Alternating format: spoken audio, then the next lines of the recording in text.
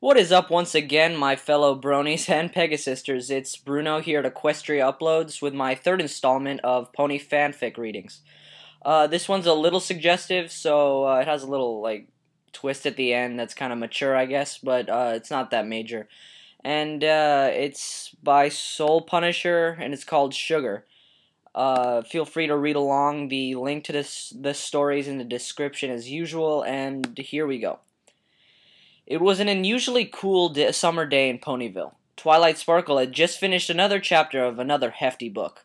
Her eyes drooped with fatigue. She did enjoy studying, and sometimes reading for fun, but the purple pony needed a break. After so much reading and comprehending, she looked like a zombie, quote-unquote, or so Spike said.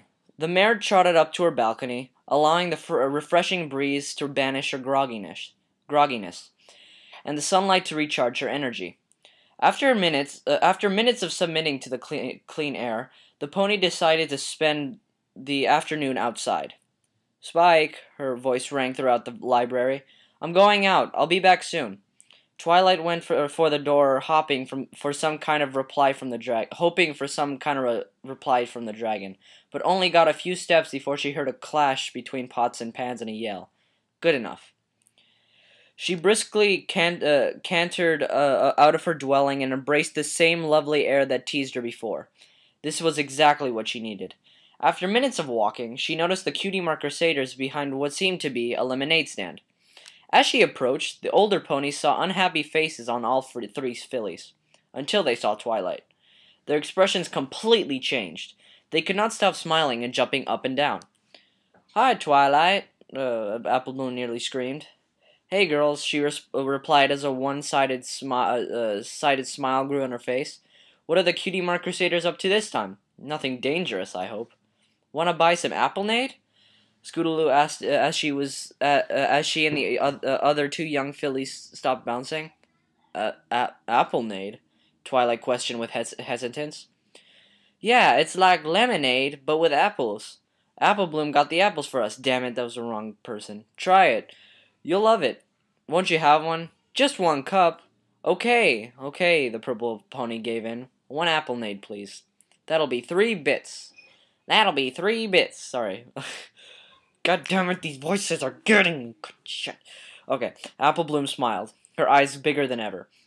Twilight handed over the bits, and Sweetie Belle pushed a plastic cup over the wooden counter towards the older mare. As Apple Bloom collected and dispersed the money evenly among the three, Twilight took a look at her order. It was a clear yellow-tinted liquid with a strong scent of fresh apples and a thin green apple slice floating on top. And there was even an added pinch of powdered sugar on the top of the fruit slice, for the final touch, of course. She hesitantly lifted the cup and took a gulp. Twilight tasted a certain apple spice tickle the sides of her mouth, while the near supersaturated amounts of sugar burned her throat. Despite the excess sugar, she expected much worse from the drink. Then she nearly lost it. A terrible bitterness vacuumed all the liquid sweetened spice, leaving a wet powder on her tongue, compelling her to spit it out. She painfully forced the rest down.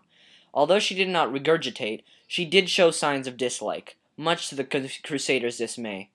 "What the he—" She stopped in mid-sentence. "You don't like it?" Apple Bloom looked like she was about to cry. "I knew this was a bad idea anyways," Scootaloo mumbled with sorrow. "Let's just face it, we're never gonna get our cutie marks." Sweetie Belle began tearing up. I think that's a typo.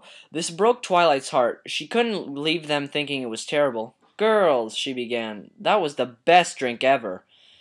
The Cutie Mark Crusaders became cheerful once again, and jumped with joy. "Yeah!" Twilight was happy. "Have another." Twilight was scared. I can't. The purple pony tried to think of an excuse. Even a Rainbow Dash excuse would do. "Oh, that's okay." Apple Bloom softly smiled. "You already said you liked it. Just tell every pony how good our apple-nades are. Okay? Promise?" Damn, my accent sucks for her. Jesus fucking Christ. "I promise, but, Twilight's eyes slightly grew. What was in that apple-nade?" She couldn't recall such a sharp reaction to any beverage she had ever consumed before. Apples? Duh. No, no, no, no, no, no. No. I mean the other ingredients, the other stuff. It tasted funny. She smacked her lips and squinted her eyes. Apple Bloom looked at her two friends who just shrugged. Well, we just used some water and apple cinnamon spice and other apple spices and some... Shh, Sweetie Belle scolded. We're not supposed to tell. It's a secret ingredient, Scootaloo quickly reacted. Twilight knew that she couldn't force them to tell her. You know, it was the best drink I've ever had in my entire living life forever. As stupid as she sounded, she continued, and it mean so much to me if you could tell me what it was. But if you don't want to, that's fine. Oh well, I guess you don't care about your Auntie Twilight Sparkle enough. I understand. She was acting like a complete rarity. The three younger fillies looked at each other and sighed. You promise you won't tell? Promise. Scootaloo looked at the ground, then provided her beloved auntie. It's sugar. We got it from Pinkie Pie. Pinkie Pie gave you 3 sugar? Why did you go to Pinkie Pie? 'Cause Pinkie Pie is the best with sweets, don't you know? Apple Bloom spoke up. Besides, Applejack was mad at me for taking the apples without her consent. Twilight finished for her. Yeah, that. But Pinkie Pie told us not to eat it.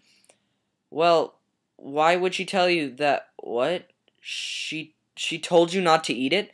The studious ponies questioned with fear. Why would you let me eat it then? Apple Bloom chuckled a bit. Oh, Twilight, you're funny. The other 2 fillies began giggling as well. You didn't eat it, Sweetie Belle hopped in. You drank it. There's a difference. Twilight felt her heart beat faster as she could only begin to wonder why, what, and how. Her mind raced and her legs itched. She raised her hoof and scratched at herself. She needed to see Pinkie Pie. She would have all the answers. Twilight, are you okay? I have to go. I need to see Pinkie Pie, the purple pony blurted out feverishly. With no time to lose, she darted off to Sugar Cube's corner. Why would Pinkie Pie say that? Why would she tell them not to eat it? Why am I so itchy? What if it wasn't sugar? Perhaps the alleged sugar was something else, she conversed with herself. I hope she's there. She better be there. Why is every pony looking at me like I'm crazy? Ah! Twilight's eyes grew larger and her legs worked faster as she maniacally sprinted throughout Ponyville. Within minutes, she reached the House of Sweets and barged in. Sure enough, Pinkie Pie was laying rainbow frosting on top of another batch of cupcakes. Oh, hi, Twilight. You want to try some of these delicious cupcakes? I made them out of... What did you give them? Huh? What did you give them? You gave Scootaloo, Apple Bloom, and Sweetie Belle something in their drink. What was it? Pinkie Pie stared blankly at her for a few seconds before responding. Oh, it was sugar. I know that, but, well, if you knew that, then why would you ask me? You told them not to eat it. Why? Just tell me. Oh. Pinkie Pie changed her voice. Oh, that's because it's not for them. It was for the customers. Then her tone returned to its former happiness. Have you tried their apple-nades? Aren't they great?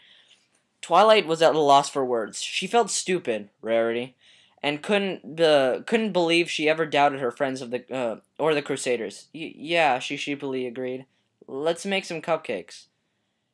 Pinkie Pie exploded with excitement. Okay.